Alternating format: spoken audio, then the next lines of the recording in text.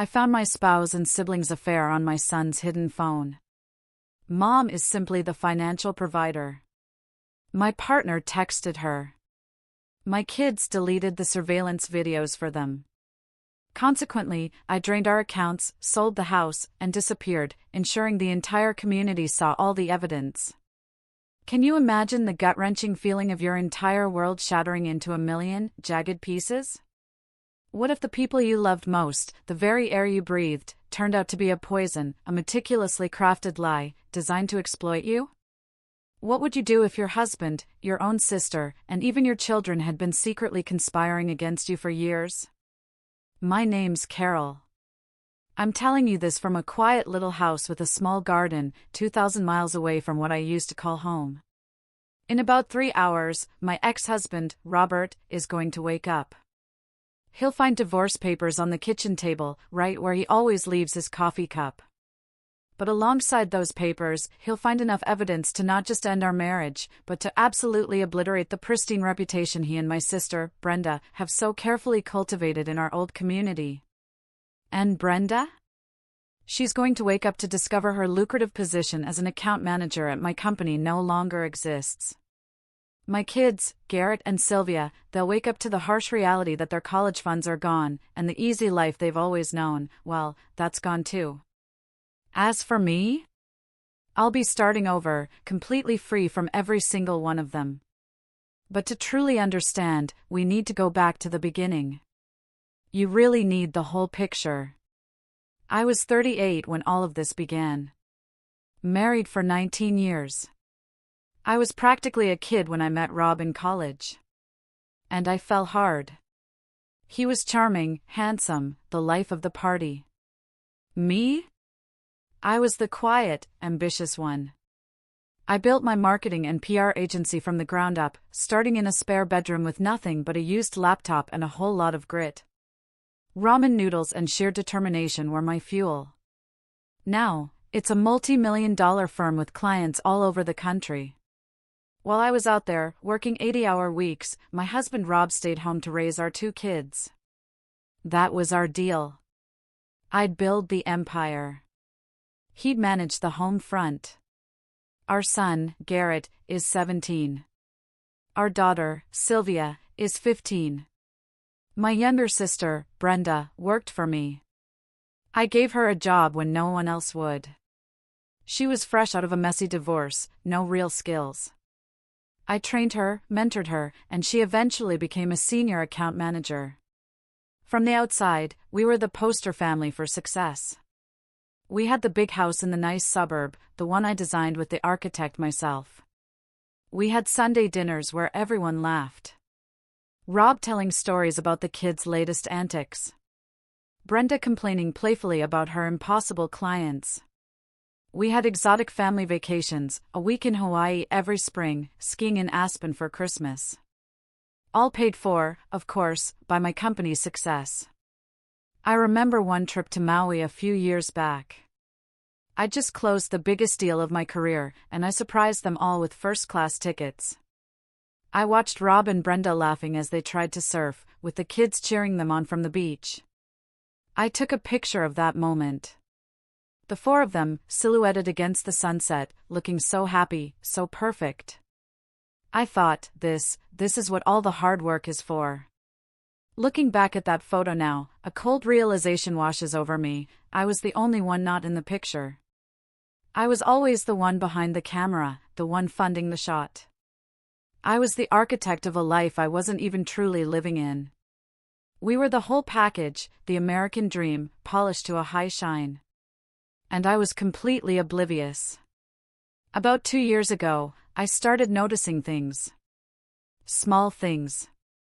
The kind of things you dismiss because the alternative is just too terrifying to consider. At first, it was Rob. He joined a high-end tennis club, a place I knew he couldn't afford if he were paying for it himself. He started buying expensive new workout gear, became obsessed with his diet. He wasn't just getting fit, he was preening. He started dressing differently, not sloppily, but with more effort, like he was trying to impress someone. One afternoon, I dropped by the club to surprise him, maybe hit a few balls. I found him on the patio, laughing with a group of people. When he saw me, his smile faltered for just a second. He introduced me, of course, but he seemed flustered, eager for me to leave. I chalked it up to him being in his element with his new friends and me being an intruder. Just silly, Carol. Then my sister, Brenda, started showing up more often. She'd drop by after work to discuss projects, even though we'd already covered everything at the office. She and Rob would sit in the kitchen, drinking my wine, laughing at inside jokes while I was upstairs trying to decompress from a long day. I'd come down to get some water, and their conversation would just die. "Oh, Carol, we were just talking about the Henderson account," Brenda would say, a little too quickly. My gut would clench, but I'd dismiss it. I'd go through my credit card statements and see little charges, things that didn't quite add up. A coffee for two at a little cafe across town on a Tuesday morning. Lunch at a bistro near Brenda's apartment on a day Rob was supposed to be running errands. I'd ask him about it, and he always had a plausible excuse. "Oh yeah, I met Brenda there to give her some files. She left them at the house." It all made sense. If you didn't let yourself think too hard about it. And the kids? The kids started acting weird around me. A chilliness crept in that I couldn't quite put my finger on. Conversations would just stop the second I walked into a room. I'd ask, "What are you guys talking about?" And it was always the same answer from Garrett. "Oh, nothing, Mom." A whole lot of nothing. One night, I overheard Sylvia on the phone in her room. She was whispering, "No, he can't talk now. She's home." I stood frozen in the hallway, my heart pounding. When she came out, I asked who she was talking to. "Just a friend from school," she said, not meeting my eye. A cold knot formed in my stomach. Now, I'm not an idiot, but I'm not a paranoid person either. I'm a problem solver. I see a situation, I find a logical explanation. So, I explained it all away. Rob was having a midlife thing, wanting to feel young and attractive again. Fine by me. Brenda was probably having issues with her own husband, Walter, and was leaning on her brother-in-law for support. Whatever, the kids were just being teenagers, secretive and moody. I had a business to run, payroll to meet, clients to keep happy. I didn't have time to play detective over every little oddity in my own home. That was my mistake. My biggest mistake. Not being paranoid enough. The truth came out 2 weeks ago. And it wasn't some dramatic confrontation. It was quiet. Mundane. It happened by complete accident. My son, Garrett, asked to borrow my tablet. He said he'd misplaced his. I knew I'd seen it in his room earlier that day, on his desk under a pile of textbooks. So, I went up to his room to grab it. The room was a mess, as usual. Clothes on the floor, books everywhere. While I was looking for it, I knocked over a stack of books by his bedside table. Tucked behind them, almost completely hidden, was an old iPhone. It wasn't his current phone. It was an old model, one I hadn't seen in years. It was just weird. My first instinct was to just put it back. Leave it alone. It was his private space. But something made me pick it up. A little voice in the back of my head, one I'd been ignoring for 2 years, finally screamed at me. My hand was trembling slightly as I pressed the power button. It lit up. It still had a charge. And it was unlocked. For a second, I just stared at the screen, my heart hammering against my ribs. I could still turn back. I could put the phone down, walk away, and continue living in my comfortable, orderly illusion. But I knew I couldn't. I had to know. I opened the messaging app. What I found on that phone didn't just break my heart. It vaporized it. It took everything I thought I knew about my life, my family, my own reality, and it turned it all to dust. 2 years of messages between my husband, Rob, and my sister, Brenda. It wasn't just some sordid fling. They were in love. They were planning a future. They talked about me constantly, not with anger, but with a cold, dismissive contempt. I was an obstacle. I was the money machine that was funding their future life together.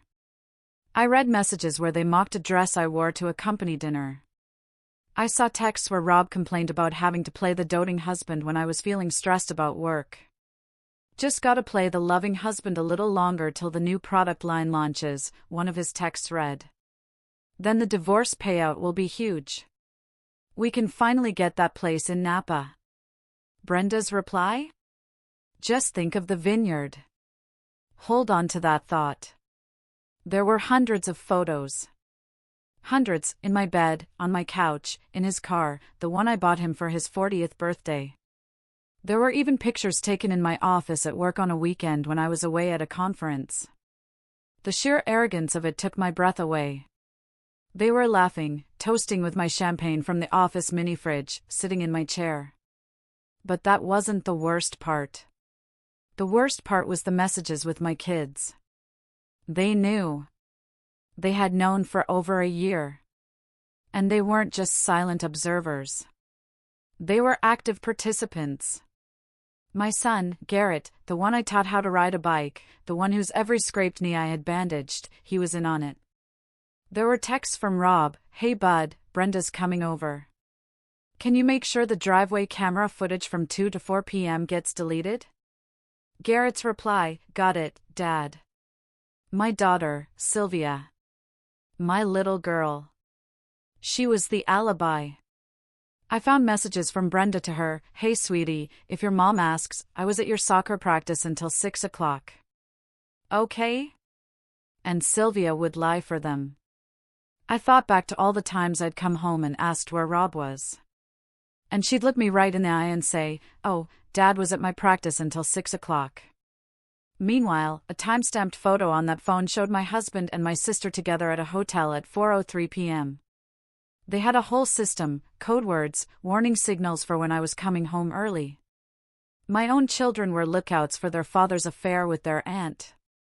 I sat there on my son's floor for what felt like an eternity, but it was probably only an hour. I just scrolled and scrolled. My mind went blank. I felt like I was floating outside my own body, watching this woman discover the wreckage of her life. I used my own phone to take pictures of everything, every message, every photo. My hands weren't even shaking. I wasn't crying. I felt nothing. It was like I was watching a movie about someone else's tragic, pathetic life.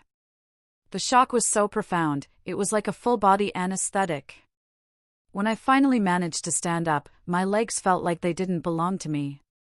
I placed the old iPhone back exactly where I found it, behind the books. I walked downstairs.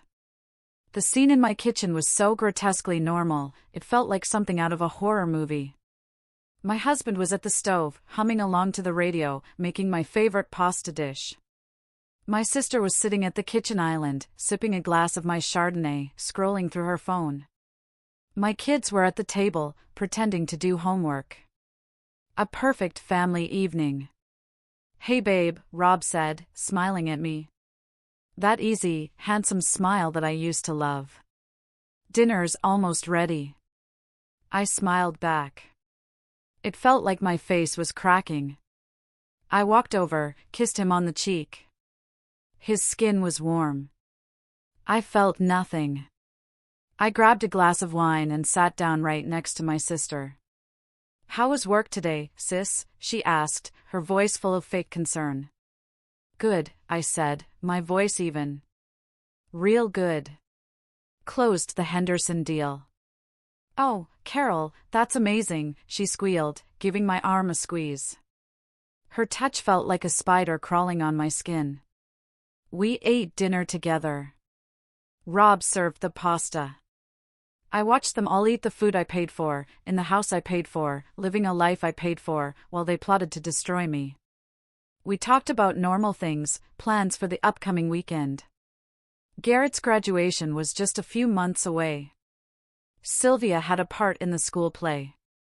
Sylvia showed me a drawing from her art class. It was a picture of our family, all of us smiling.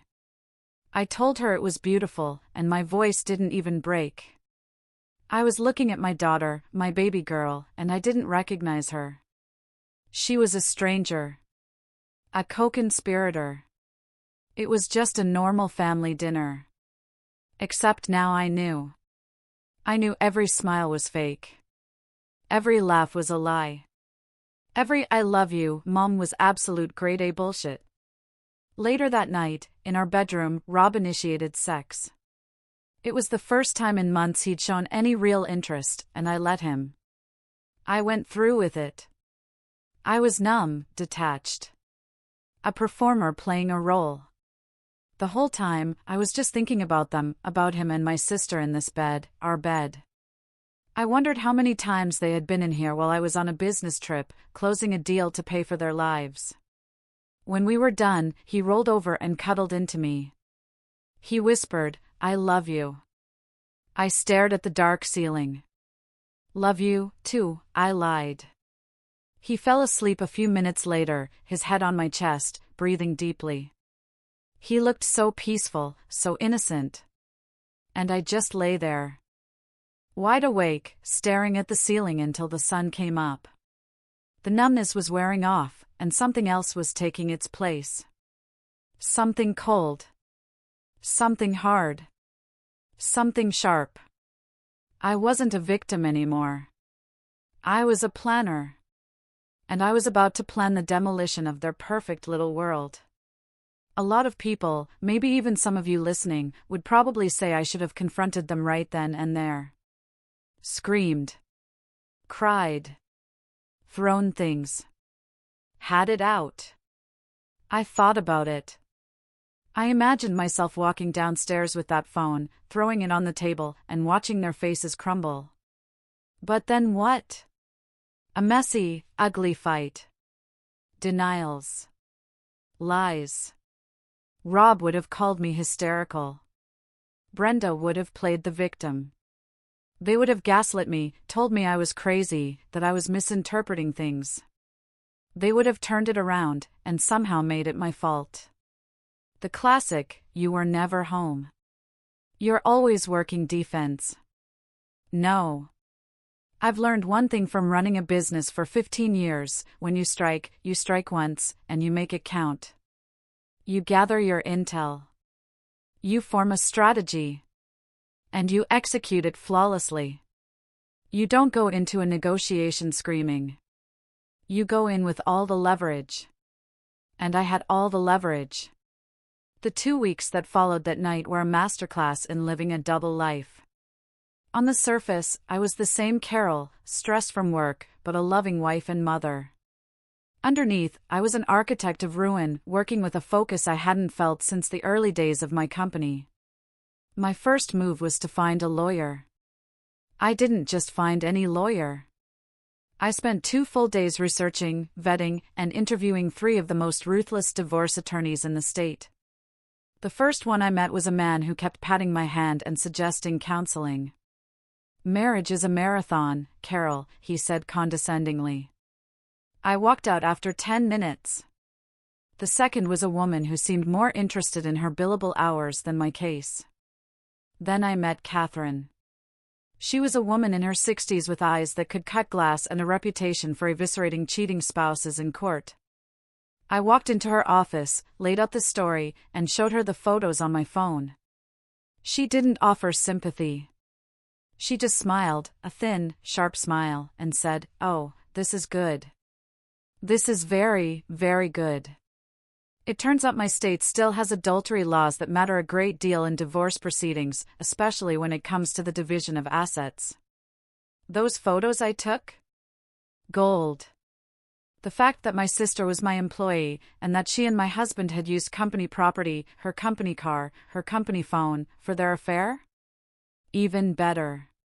Catherine called it a gift. It opened them up to potential civil claims from my business for misuse of company resources and breach of fiduciary duty.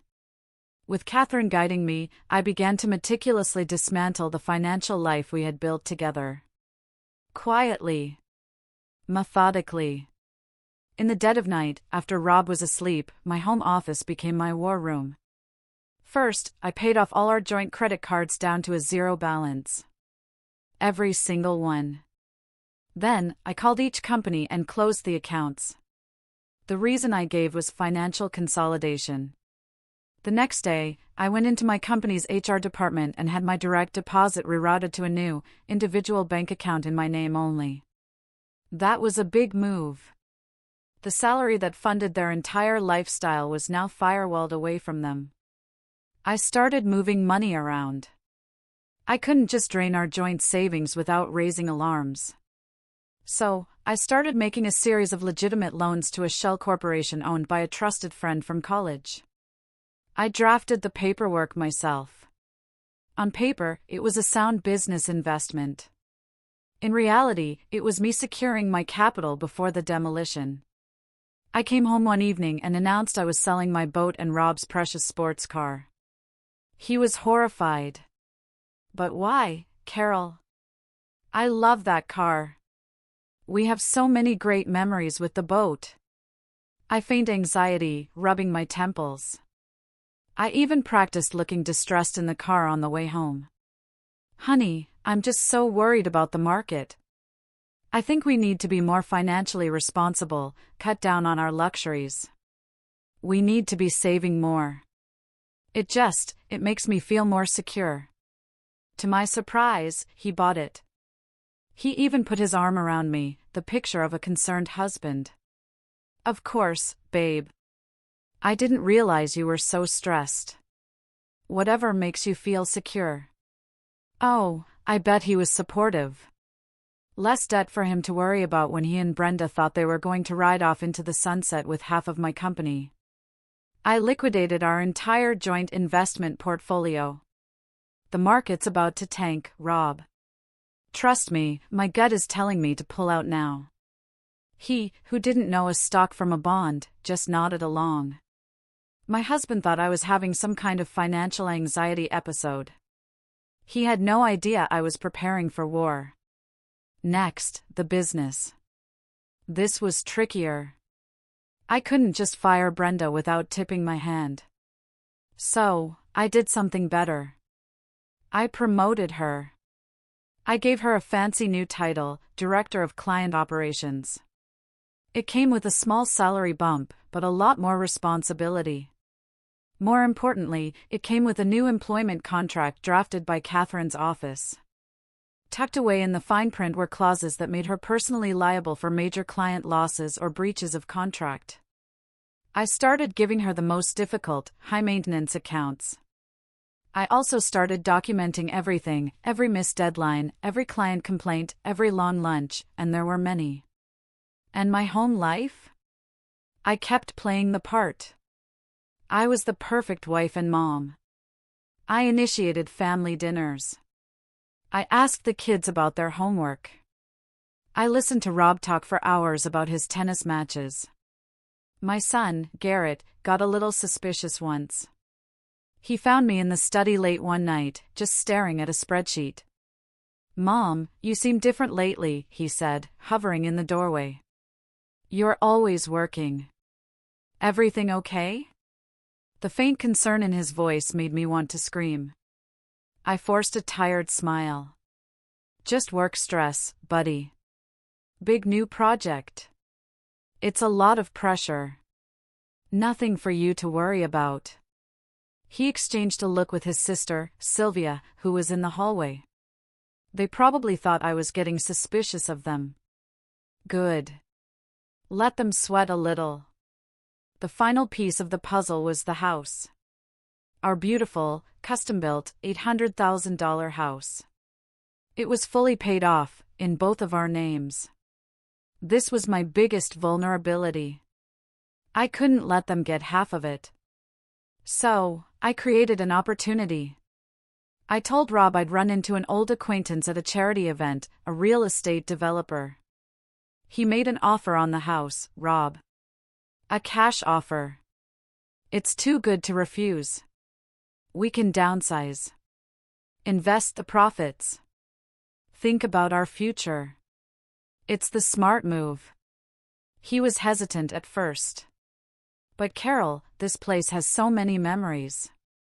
Yeah, like the memory of you sleeping with my sister in my bed, you piece of trash, I thought aloud.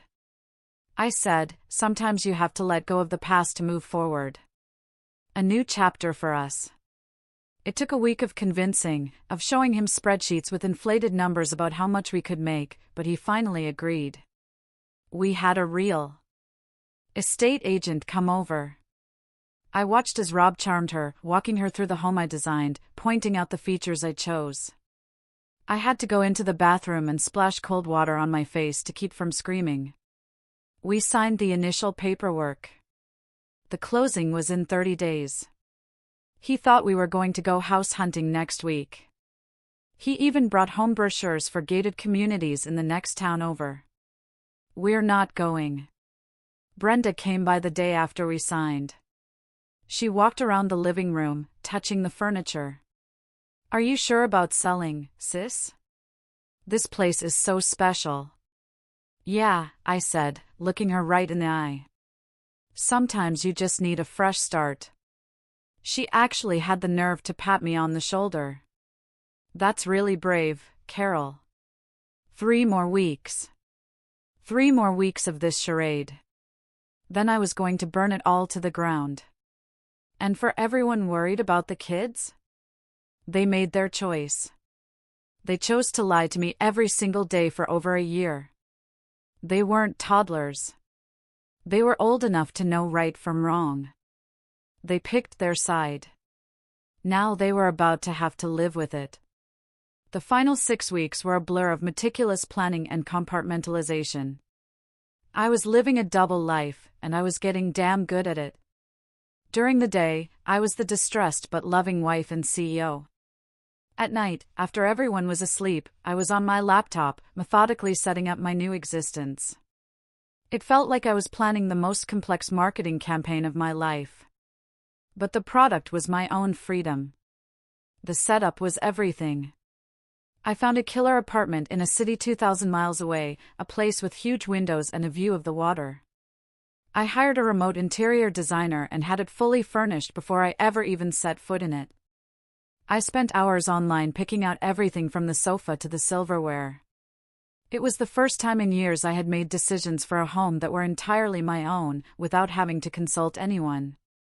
It was a small thing, but it felt incredibly liberating. I leveraged my business contacts to line up a major commercial project in my new city, a consulting gig that would keep me busy and profitable for months. I opened new bank accounts, got a new phone plan with a new number, new credit cards, a whole new identity, financially speaking. I even joined a gym out there online. I was building a life raft while they were all still partying on the Titanic. The house closing was scheduled for the week after my departure. Rob thought we were moving into a luxury rental temporarily while we searched for our dream home. He was so excited. He spent evenings looking at real estate websites, showing me mansions we could afford with the profits from the sale. I would nod and smile, making noncommittal comments, while inside I was counting down the days. Packing was a strategic operation. All of my truly important stuff, my personal documents, my grandfather's watch, family photo albums, my father's old records, was packed and shipped out in boxes labeled office supplies and client files. I did it piece by piece over weeks. Sheer audacity was my cover. I would pack a box in my home office right in front of him, and he'd just see a busy woman preparing for a move. Just getting a head start, babe, I'd say. You know how I like to be organized. He didn't notice that the photo albums on the shelves had been replaced with identical-looking empty ones I'd bought at a craft store. He didn't notice that the expensive watch I wore every day was a convincing replica I'd bought online. The real one was already in a safe deposit box in my new city. The night I packed the real watch was hard. It was my father's. He gave it to me when I graduated college. Holding its weight in my hand, I felt a wave of grief for the family I thought I was protecting, the legacy I thought I was building. Then I thought of their betrayal, and the grief hardened into resolve. I wrapped it in bubble wrap and placed it in the box. I even bought a whole new set of my favorite professional tools and had them shipped to the new office space I was leasing. They were completely oblivious. The business restructuring was the trickiest part. I couldn't just dissolve my company without raising 1,000 red flags. So, as I mentioned, I did something better. I held a small office party to celebrate Brenda's new title as operations director. She beamed, soaking up the attention, making a little speech about how grateful she was for my mentorship and sisterly love. I nearly choked on my champagne. What she didn't know is that the contract she signed, the one Catherine's office had drafted, made her personally liable for any major screw-ups. I also started a quiet investigation into her expense reports and discovered she'd been using the company credit card for personal luxuries, spa days, expensive dinners with my husband, even a weekend trip. And her drinking, which had started as a glass of wine at lunch, had escalated. I had multiple reports from other employees of her smelling like alcohol on the job. It was all being documented. Then I approached Regina, my office manager. Regina had been with me for 15 years, since the very beginning. She was a single mom who had started as my part-time assistant. She was loyal, brilliant, and hardworking. I called her into my office one evening and closed the door. I told her I was making some major life changes and that I wanted to sell the company. I saw the panic in her eyes. Then I laid out my offer, a legitimate sale of 60% of the company's ownership to her, financed by the company itself. It would make her the majority owner and CEO. The sale would be finalized the week after I left. I would retain 40% as a silent partner, guaranteeing me a steady income stream without any involvement. She cried when I told her. She thought I was joking at first. Regina, I said, this company is my baby. I'm not giving it to just anyone. I'm giving it to the only other person who loves it as much as I do. She deserved it. And the kids? This is the part where people will probably hate me, but I honestly don't give a damn. They were getting exactly what they deserved, a dose of reality. My son Garrett's college fund, which was substantial, was in a trust account with only my name on it. I liquidated every penny. He was going to find out the hard way when he tried to access it for his first tuition payment. My daughter Sylvia's 16th birthday was coming up, and I had been planning to buy her a brand new car. That wasn't happening. The credit cards I paid for, the ones they used for everything from fast food to new clothes, were scheduled to be cut off the day I left. They wanted to play adult games with adult betrayals? Welcome to adult prizes. The universe gave me one final clarifying moment just last week. I was watching a movie with Sylvia, just the two of us. It was a rare, quiet evening. Her phone buzzed on the couch next to her. She glanced at it, and I saw her face go completely white. Everything okay? I asked, keeping my voice casual. Yeah, just friend drama, she stammered. But I had seen the message preview. It was from Rob. It said, Brenda just left. Coast is clear. Sylvia looked at me. Her eyes wide, trying to gauge if I'd seen it. I just smiled, grabbed a handful of popcorn, and said, these teenage years, huh? So much drama. She gave a nervous little laugh, and quickly typed something back. I saw her phone screen before she turned it away. Her reply was to my sister, Brenda. It said, all clear. Mom's clueless. Clueless. That's what my little princess thought of me. That single word solidified every cold, hard decision I had made. There was one more person to consider in this whole mess. Brenda's husband, Walter.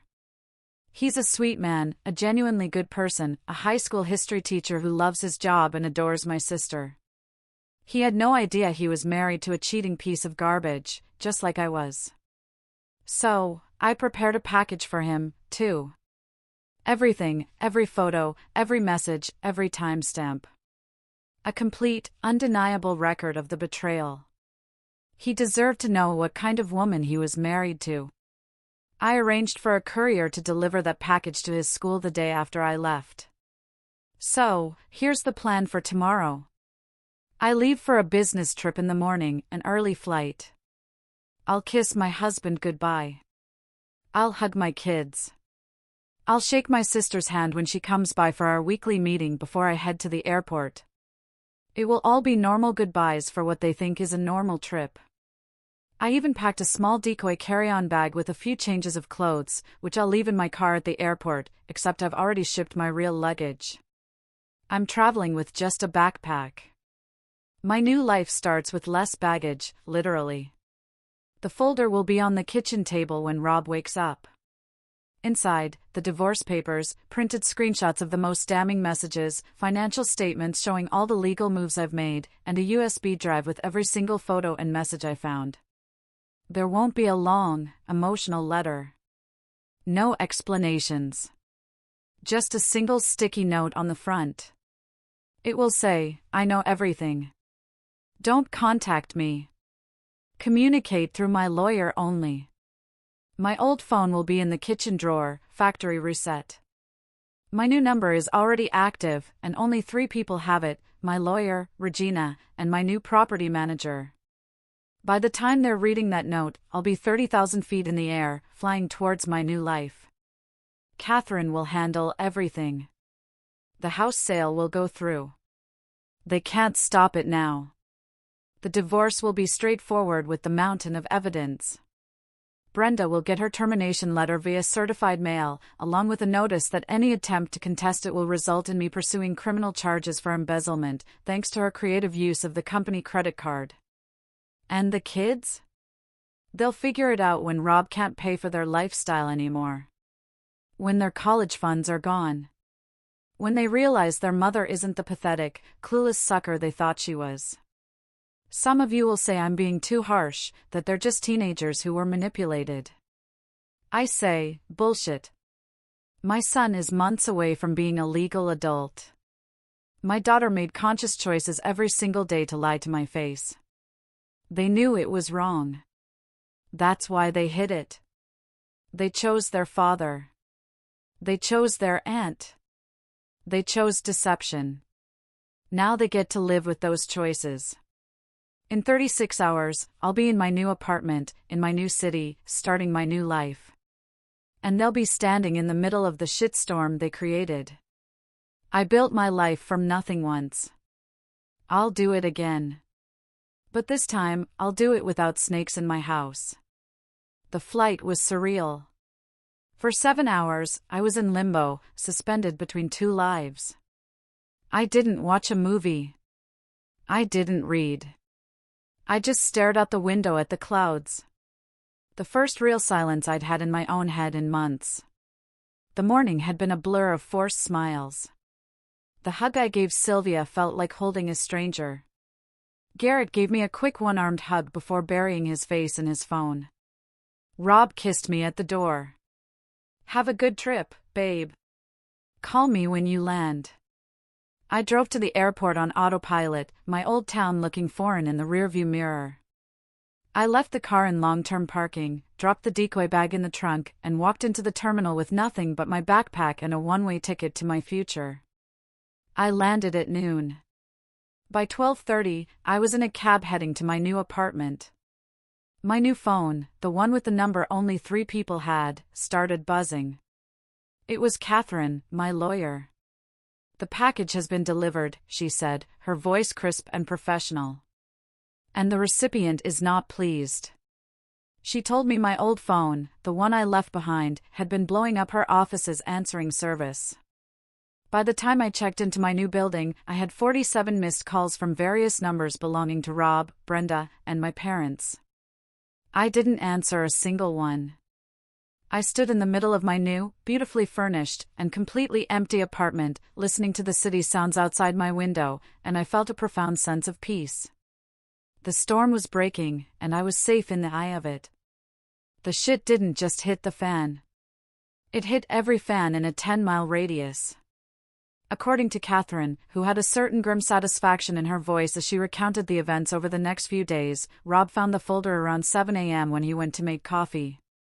His first call was to her office, screaming, crying, demanding to know where I was. She gave him the practiced, ice-cold line, "Miss Evans has retained me for the dissolution of her marriage. All communication will go through me. She will not be responding to any attempts at direct contact." Brenda showed up at the house by 8 a.m., probably summoned by a frantic call from Rob. Apparently, the fight that erupted between them was legendary. Catherine had a source, a nosy neighbor who was an old client of hers, who reported a massive screaming match on the front lawn. Accusations, recriminations, the whole ugly spectacle. The neighbor called the cops, reporting a domestic disturbance. Beautiful. The two lovebirds finally turning on each other when the money machine was gone. That afternoon, my son Garrett tried to access his college fund to put down a deposit for his dorm room at the state university he'd been so proud of getting into. Surprise, motherfucker. The account was empty. Catherine said he called her office completely bewildered, asking if there had been some kind of bank error. She informed him there was no error. The funds, which were solely in my name, had been legally withdrawn by me.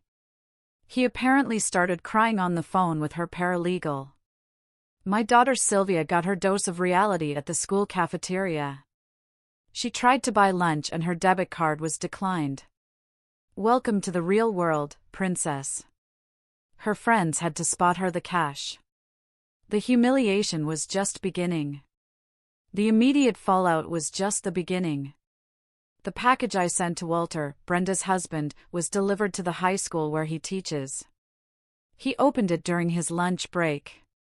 He didn't just leave her. He went scorched earth.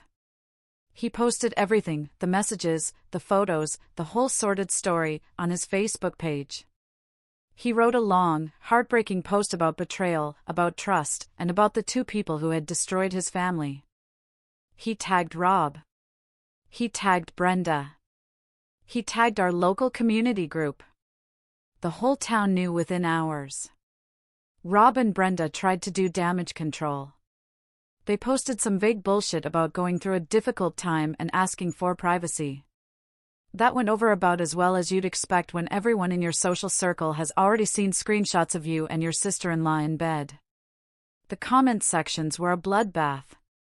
The work situation detonated the next morning. Brenda had the audacity to show up to work like nothing had happened.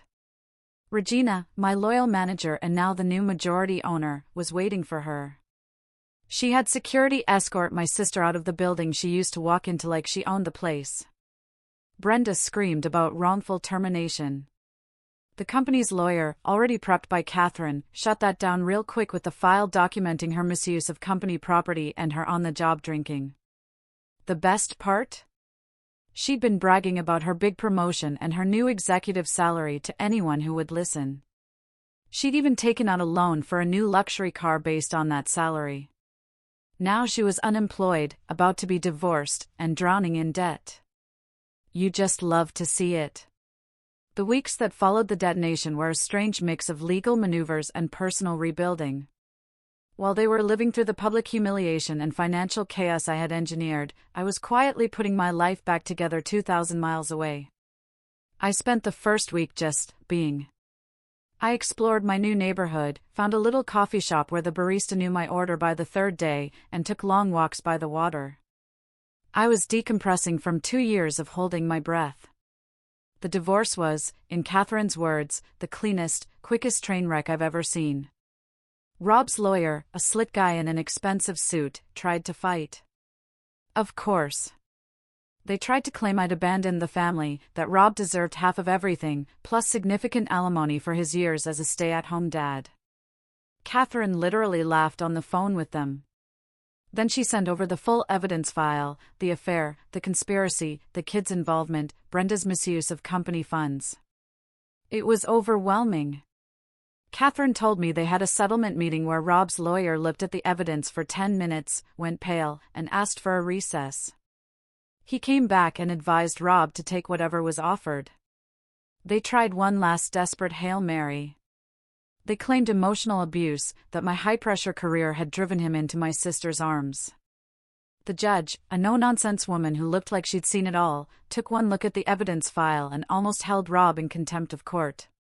"You're claiming emotional abuse, Mr. Evans," she'd said, according to Catherine's gleeful retelling, "while you were documenting your affair in your wife's office, using her money to do it?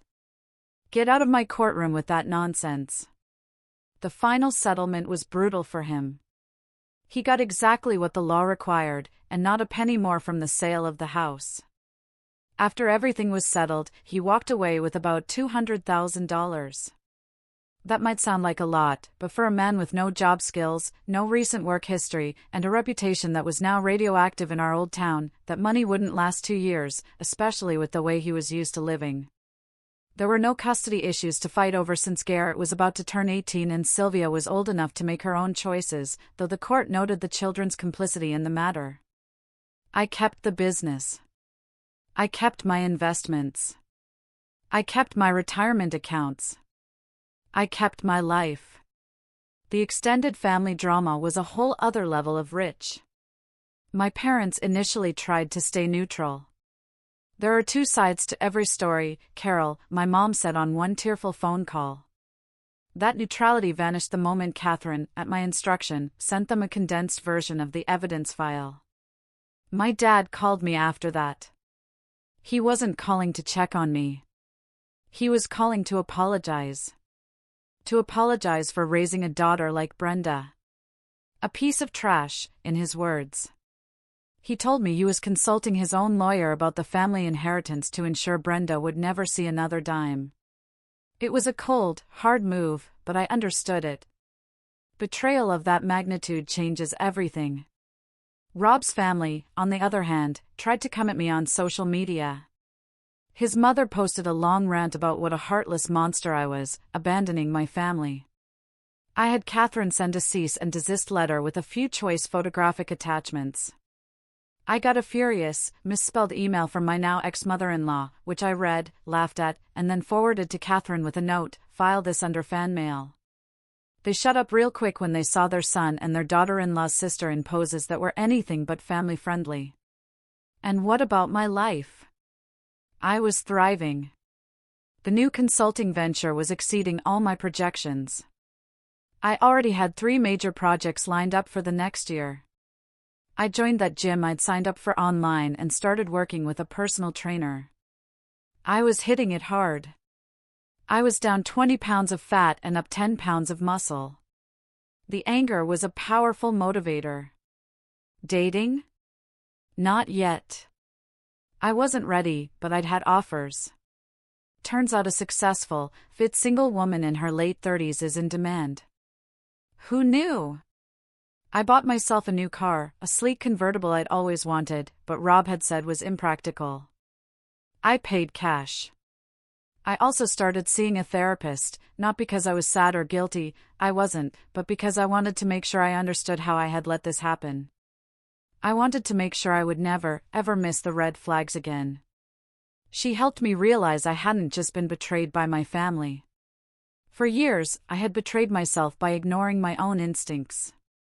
The last I heard, through the grapevine of old friends, Rob was living in a 2-bedroom apartment, working a retail job at a big box store. Brenda was crashing with friends, unable to find work because our industry is small and everyone knows what she did. Walter, her ex-husband, took their kids and moved back to his hometown in another state. They were doing well, the kids. This is the hardest part to talk about. This is where the anger gets mixed with something that feels a lot like grief. A funeral for the children I thought I had. It wasn't a clean, simple anger. It was messy and complicated, and it kept me up at night. My son, Garrett, had to scramble for student loans. His dream of going to the big state university was gone. Turns out, when dad's not there to pay for everything, that full ride to community college starts to look pretty good.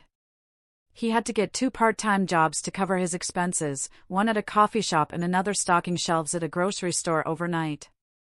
My daughter Sylvia had to get a job babysitting for neighbors. Imagine that. A 15-year-old learning what work actually means. They tried everything to contact me. They created new social media accounts.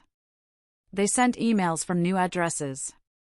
They even had their friends try to reach out. Blocked. Blocked. Blocked. One night, I saw an incoming call from a number I didn't recognize. I let it go to voicemail. It was Sylvia. "Mom, please," she sobbed into the phone. "Please just call me back. I'm so sorry. I miss you." I listened to the message 3 times, my hand hovering over the callback button. Then I remembered her text message, all clear. Mom's clueless.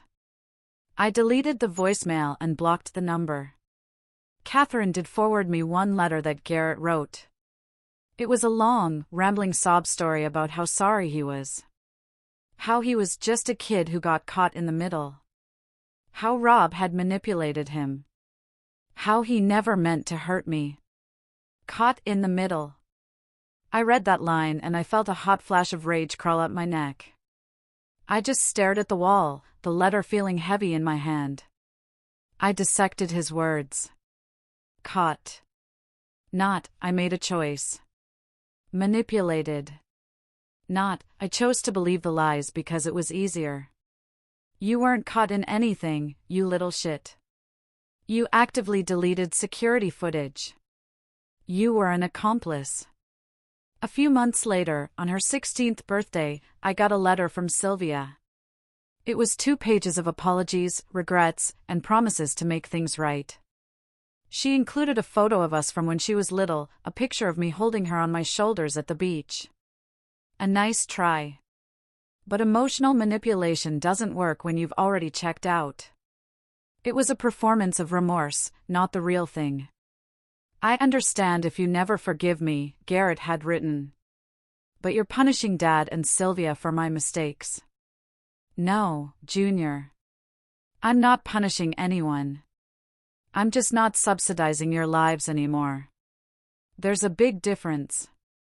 Maybe one day, when they are adults, when they've had their own hearts broken, when they have families of their own, maybe then they'll understand the depth of their betrayal. Or maybe not. Either way, I'll be living my life on my terms. I had to let them go. I had to, for my own sanity. It was like amputating a limb to save the rest of the body. It hurt like hell, but it was necessary for survival. Life moves on.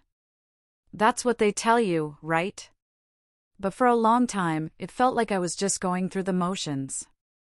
Wake up, go to the gym, work, eat, sleep, repeat. I was functional, successful even. But there was a hollowness inside me. I had built walls around my heart so high and so thick, I wasn't sure if anything could ever get through again.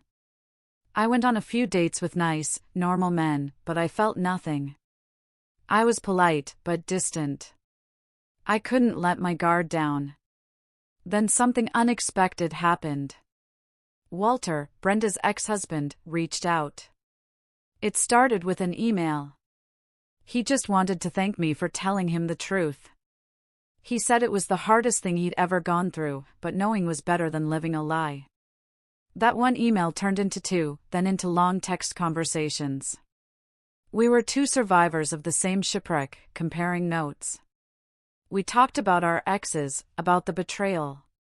But we also started talking about other things, about his love for history, about my passion for building brands, about our kids, about feeling lost in your late 30s. He told me something during one of those late-night calls that chilled me to the bone. He said that in the mess of their divorce, Brenda had admitted everything. She and Rob had been planning it for years. They weren't just waiting for my company to grow. They were waiting for my parents to pass away. My father had a heart condition, and they knew I was the main beneficiary of their will. They were waiting to get their hands on my inheritance, too. And the kids? The kids knew about that part of the plan as well. That little tidbit erased any lingering shred of doubt I had about my decisions. This wasn't a mistake. This was a conspiracy.